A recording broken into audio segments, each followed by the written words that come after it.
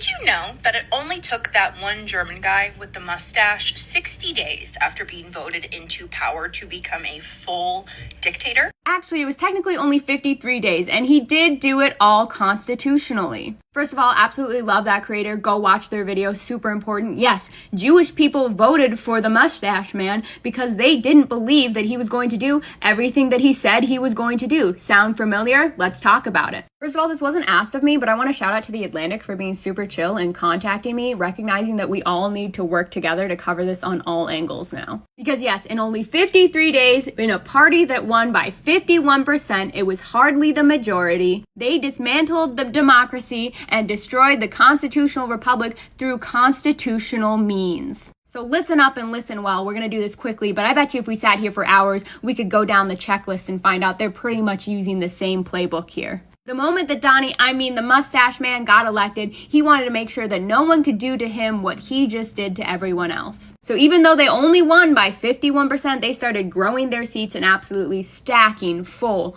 of the right. Similarly to how the Supreme Court now leans to the right. They wanted to make sure they had total authority over their executive branch so they could speed run any law they want. But maybe even more concerningly similar to what we've seen the last few years, the mustache man ran by making the general public wary towards facts and news, right? He kind of pioneered the fake news trope, so that he could say one thing and do another, but when the news reported on it, people just wouldn't believe it. Or even to the point where he would say something horrific and they'd be like, he doesn't mean it, or come up with excuses, living in some sort of cognitive dissonance. Does that sound familiar at all? Looking at you specifically, Elon. Also, of all their departments, he established a dedicated department who focused on gaining total control of the news and the media, and pretty much all forms of communication. Does this sound familiar at all? Facebook, YouTube, Instagram, Twitter, and soon possibly TikTok. And a lot of the way they did this was by fear-mongering certain groups of people. You know, people that didn't fit into their idealistic view of the the German family. And they started all that by aiming it at two very specific groups of people. Yes, that's right.